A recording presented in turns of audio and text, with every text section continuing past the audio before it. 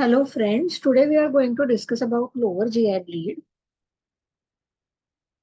So we'll start with definition. Previously, lower gastrointestinal bleeding was defined as bleeding originating distal to the ligament of Treitz. The small intestinal bleeding, defined as the bleeding originating between the ligament of Treitz and the ileocecal valve, and now referred to as middle gastrointestinal bleeding. So, an acute lower gastrointestinal bleeding is defined as onset of hematochezia originating from either colon or the rectum. So, classically, acute lower gastrointestinal bleeding manifests as hematochezia, maroon or red blood pass through the rectum. Uncommonly, lower gastrointestinal bleeding can manifest as melena, tarry, and black tarry stools. Conversely, the brisk, rapid, the upper gastrointestinal bleeding can manifest as hematochezia. So, initial patient assessment, a directed history taking, physical examination, and lab evaluation should be performed at the time of patient presentation.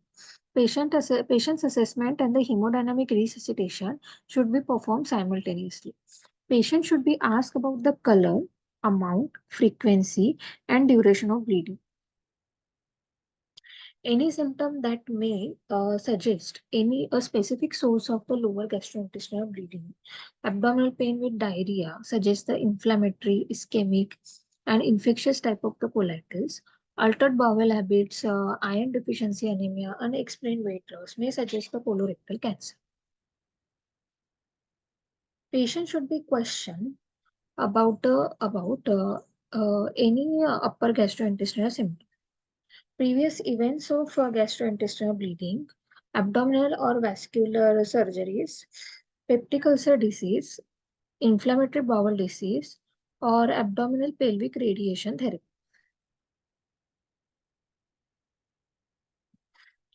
Coexisting cardiopulmonary, renal, or hepatic condition also require attention. Medication that could affect the bleeding risk, that is NSAID, antiplatelet agents, and anticoagulants. Now, about physical examination, vital signs including postural change, a cardiopulmonary examination, abdominal digital rectal examination, endoscopy can be useful in patient with the suspected hemorrhageal bleeding, less than or equal to 20% of cases, acute lower gastrointestinal bleeding. The stigmata of the recent hemorrhage are not clearly identified. Endoscopic workup should be pursued. Then about investigation, we should send a complete blood count, coagulation studies, blood typing and screening are recommended as an initial lab test. Level of the serum creatinine, blood urea nitrogen also may be helpful. If it is elevated, that is the elevated ratio of blood urea nitrogen to creatinine, suggests the upper gastrointestinal source of bleeding. Then, what are the risk factors? Risk factor for the adverse outcome: recurrent bleeding and need of intervention or death. That is hypotension, tachycardia, ongoing hematochezia, an age of more than 60 years, creatinine level of more than 1.7 mg per deciliter, unstable or classically significant coexisting condition. Then, what are the causes of lower GI bleed? The common causes are diverticulosis, ischemic colitis, hemorrhoids, colorectal polyps or neoplasm, angioectasis. Then, post-polypectomy bleeding, inflammatory bowel disease, infectious colitis, stercoral ulceration, then colorectal varices, radiation proctopathy, NSAID-induced colopathy, and Duflo's rupture. Now we'll discuss about the initial management. Intravenous fluid resuscitation with the crystolite should be started on presentation. The guideline recommended transfusion of the PAPAC red cell to maintain the hemoglobin level of more than 7 gram per deciliter in most of the patient, with consideration of the transfusion threshold of 9 gram per deciliter in patient with the clinically significant coexisting illness, especially ischemic cardiovascular disease, in the context of the delayed therapeutic intervention. Then initial diagnostic evaluation, we can perform the colonoscopy. Colonoscopy is the initial procedure for nearly all patients presenting with the acute lower gastrointestinal bleeding. It served as a diagnostic and potentially therapeutic purposes. In case of hematochezia, in context of hemodynamic instability, that is tachycardia and hypotension,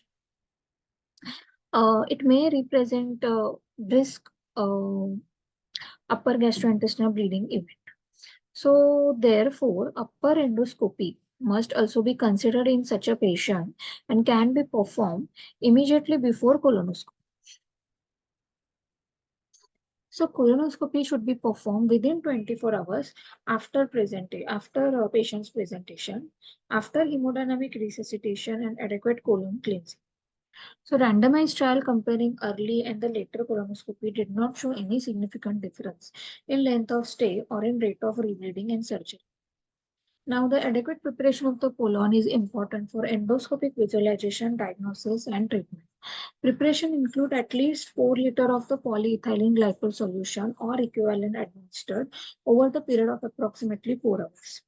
Colonoscopy or sigmoidoscopy without preparation should generally be avoided, but can be considered in selected cases. For example, suspected bleeding from the distal left colon with careful cleaning and inspection of the colon during the procedure.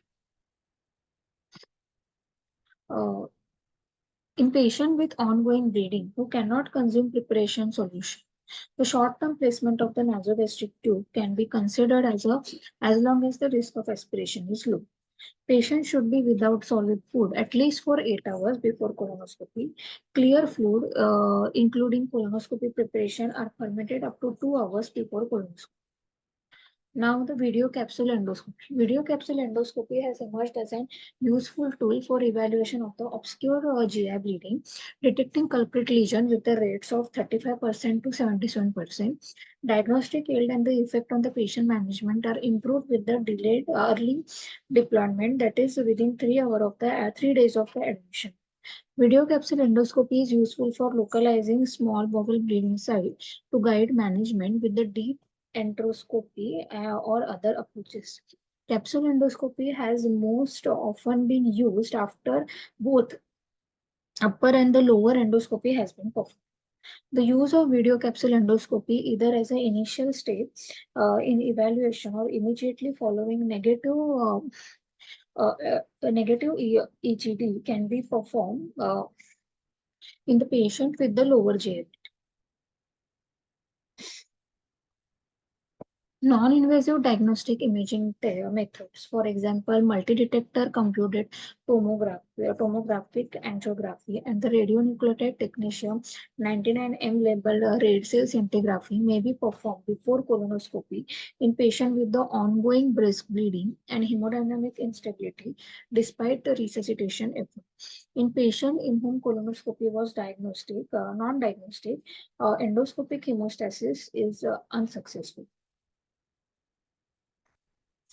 The technetium 99 labeled red cell scintigraphy can detect the bleeding rate as low as 0.1 ml per minute. It is useful in the acute lower GI bleeding. Its usefulness in the acute lower GI bleeding is debated. Multi-detector CT angiography has the bleeding detection rate threshold of 0.3 ml per minute, similar to that of the scintigraphy, and is highly accurate at localizing the site of bleeding. It can be used immediately before angiography to guide selective and super selective contrast injection and therapy during angiography. Its primary drawback is the need for intravenous contrast material with associated increase of nephrotoxic effect, primarily in the patient with the pre-existing renal insufficiency. If scintigraphy and multi-detector CT angiography is positive for bleeding, angiography should be performed as soon as possible to determine precise location of the bleeding and then deliver angiographic therapy because active lower gastrointestinal bleeding is intermittent in nature. Then what are the therapies? Endoscopic therapy. Endoscopic hemostasis method for acute lower GI bleeding include injection using diluted epinephrine, contact and non-contact thermal device, that is bipolar electrocoagulation, heater probe, and the argon plasma coagulation. Mechanical therapies which includes endoscopic clips and band ligation. Diluted epinephrine solution, that is 1000, 1 is to 10,000 to 1 is to 20,000 dilution, facilitate primary hemostasis of active bleeding, but should be used in combination with the second method, that is mechanical or contact thermal therapy, to achieve definitive hemostasis. The choice of hemostasis method is generally guided by cause and the location of bleeding and the ability to access site and the operator experience.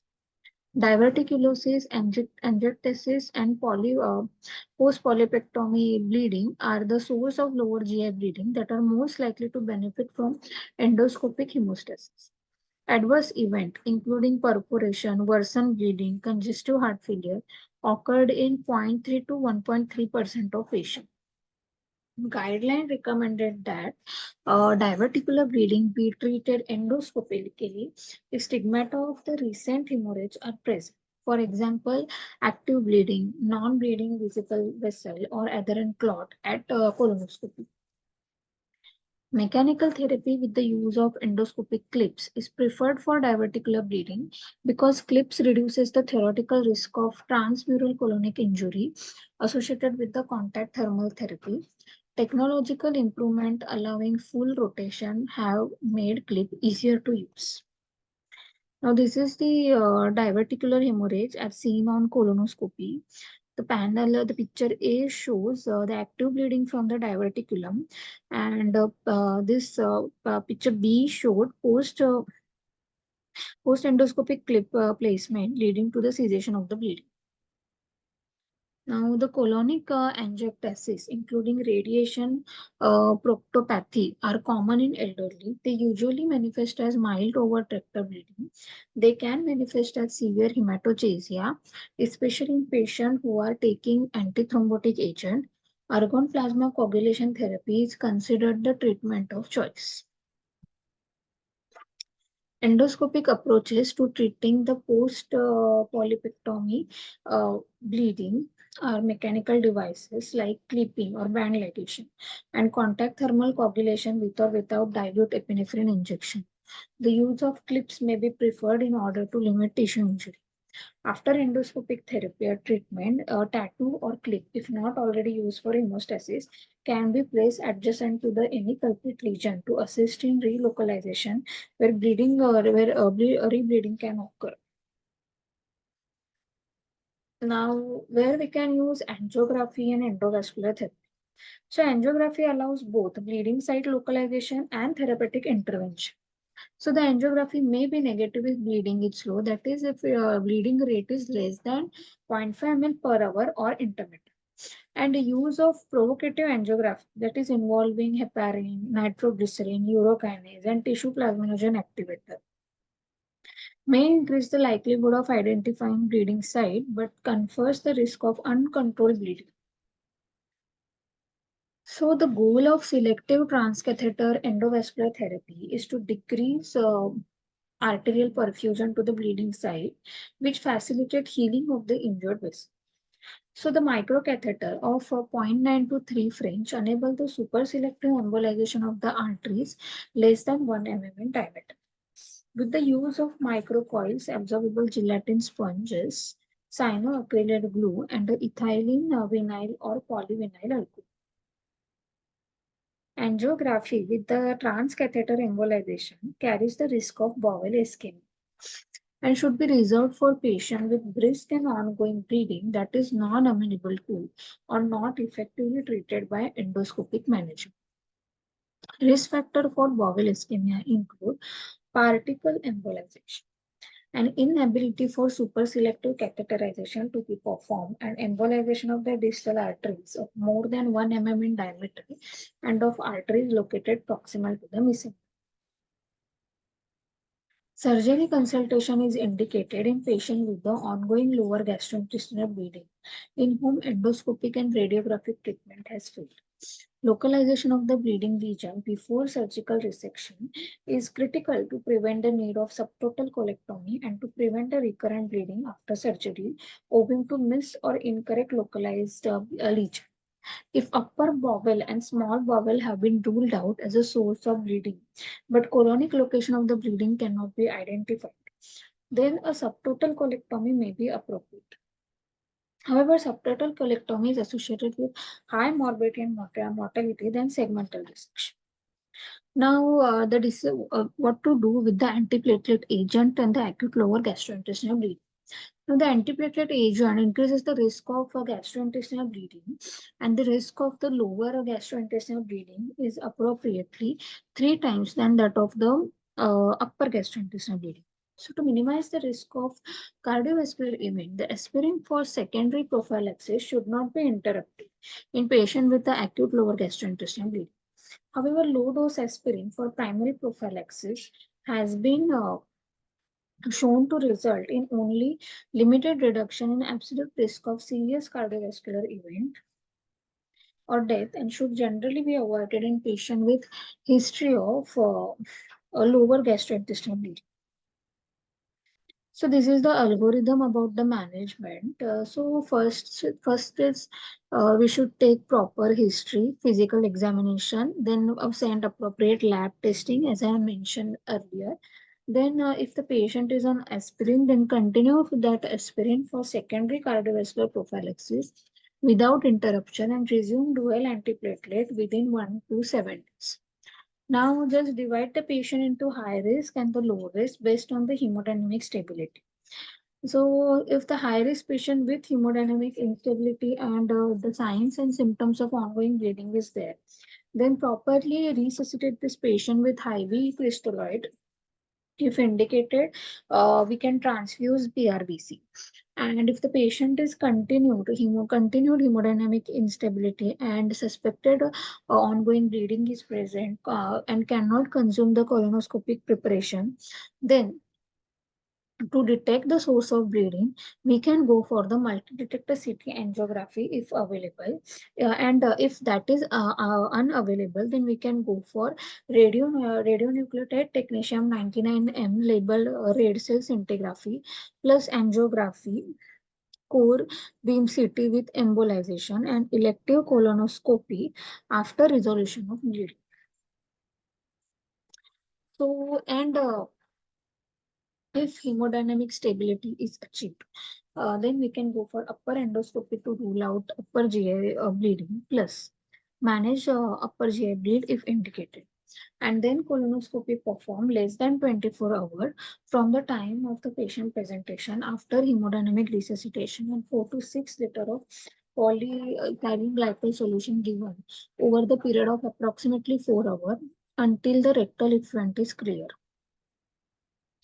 Then endoscopic hemostasis for high risk stigmata. Okay. And if the patient has a low risk of the low risk patient with neither hemodynamic instability nor signs and symptoms of ongoing bleeding, then if indicated, transfuse the packed red cell and then colonoscopy during hospitalization after 4 to 6 liter of the polyethylene glycol solution given until rectal effluent is clear. And consider after achieving this hemodynamic stability, then we can consider the endoscopic hemostasis for high risk stigmata and consider repeat colonoscopy if recurrent bleeding has occurred. Now we'll shortly discuss the now in short we'll discuss the ACG guidelines for lower GI bleed. So this is the score. So with the use of this with the use of this prediction score, and we can discharge the patient on the OPD basis. And the name of this score is Oakland score, and it includes the parameter like age, sex, previous lower GI bleed, then digital rectal examination, heart rate, systolic blood pressure, hemoglobin, and shape score. Shape score includes systolic blood pressure, hemoglobin, antiplatelet therapy, anticoagulation therapy, pulse more than 100, and emergency department bleeding. Now, the recommendations are if the Oakland score is less than or equal to 8, then the patient falls in category of the low risk bleed and we can discharge the patient. And if now the threshold for red blood cell transfusion is 7 in hemodynamically stable patient, although Most patients with the lower GI bleed, if they are on vitamin K antagonist, are unlikely to require reversal. And we suggest the reversal of the patient who present with the life-threatening lower GI bleed and has a INR exiting the therapeutic range. And if the patient is on vitamin K antagonist, and if the patient is having the life-threatening lower GI bleed, and if the high INR, then we can reverse that with the help of four-factor prothrombin complex concentrate and FFP. The four-factor prothrombin complex concentrate is preferred to FFP because of the rapidity of the INR reduction. For the patient who is on the direct oral anticoagulant, we suggest the reversal only in the patient who presents with the life-threatening lower GI bleed that does not respond to initial resuscitation and the cessation of the anticoagulant alone.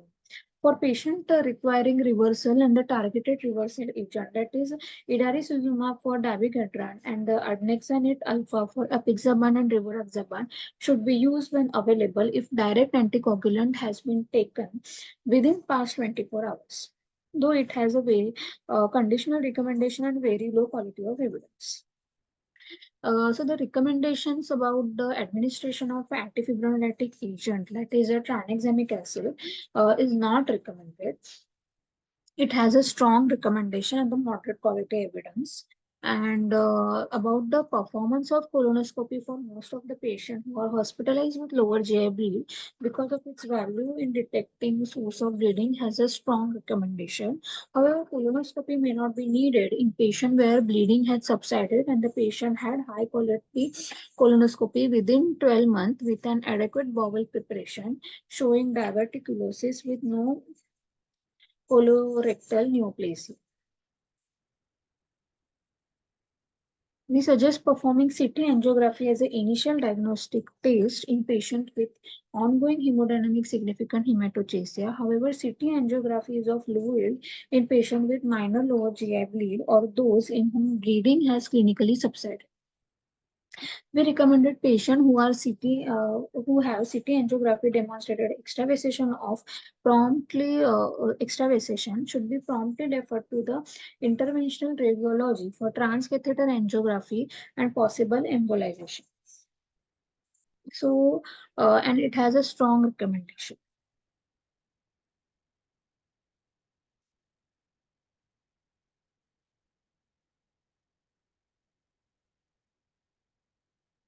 For patients hospitalized with a lower GI bleed requiring colonoscopy, we recommended performing non-emergent inpatient colonoscopy, as performing urgent colonoscopy within 24 hours has been shown to improve clinical has not shown to improve clinical outcome as bleeding and mortality, and it has strong recommendation.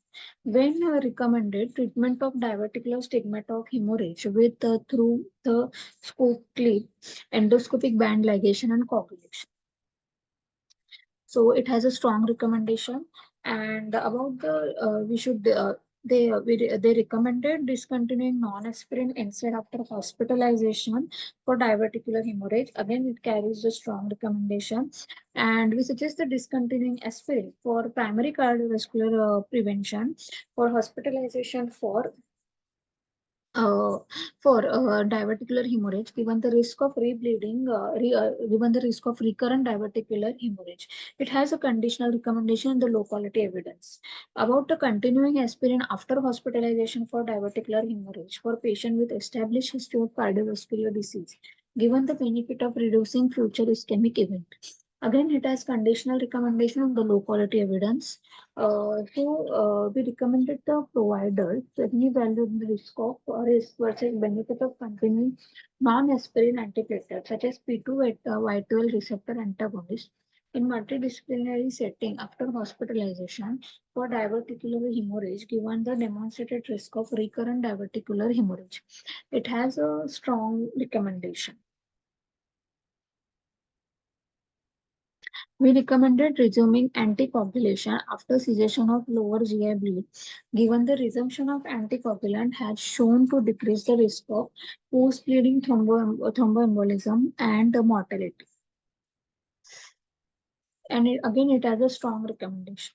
Thank you, friends. Now, the key concepts, the focus history, physical examination, lab evaluation should be obtained at the time of patient presentation to assess severity of bleeding and the possibility of the localization and etiology. Initial patient assessment and hemodynamic resuscitation should be performed simultaneously. Patient with the hemodynamic instability and suspected ongoing bleeding should receive intravenous fluid resuscitation with goal of optimization of the blood pressure and the heart rate before endoscopic evaluation. Hematochezia associated with the hemodynamic instability may be indicative of upper GI source, and the upper endoscopy should be performed if suspicion is high to exclude the proximal source of the bleeding. Endoscopic hemostasis can be considered safe and effective in patients who have INR of 2.5 or less. Platelet should be administered in setting of the severe lower GI bleed to maintain the platelet count of more than 3 lakh or higher threshold, that is more than 30,000, and higher threshold of more than 50,000 can be considered if endoscopic procedures are required. If no benefit of routine platelet transfusion, there is no benefit to routine platelet transfusion for platelet on for patient on antiplatelet. For patient with a lower GI bleed on cardiac aspirin for secondary prevention, aspirin should be continued during hospitalization if possible. Non-aspirin antiplatelet should be held initially for patient with severe hematochezia. However, for patient with the recent cardiac stent within 1 year, multidisciplinary approach should be used to determine safety of temporary holding antiplatelet. Colonic mucosa should be carefully inspected during insertion and withdrawal with aggressive attempt to wash a residual stool and blood to identify bleeding site. In patient undergoing inpatient colonoscopy, administered 4 to 6 liters of PEG-based bowel preparation has historically been recommended. However, split dose preparation or the use of low volume preparation can also be considered. The unprepared evaluation or routine flexible sigmoidoscopy is not recommended unless the source is known to be emanating from the anorectal area or distal colon. Endoscopic therapy is recommended when finding active bleeding or stigmata of the hemorrhage, irrespective of the etiology. For patient experiencing rebleeding after initial hemostasis or cessation of the bleeding, then we should perform repeat colonoscopy depending on the patient's stability and likelihood of successful repeat endoscopic therapy. In patients with the suspected recurrent diverticular bleeding with a recent colonoscopy who are hemodynamically stable, observation can be considered.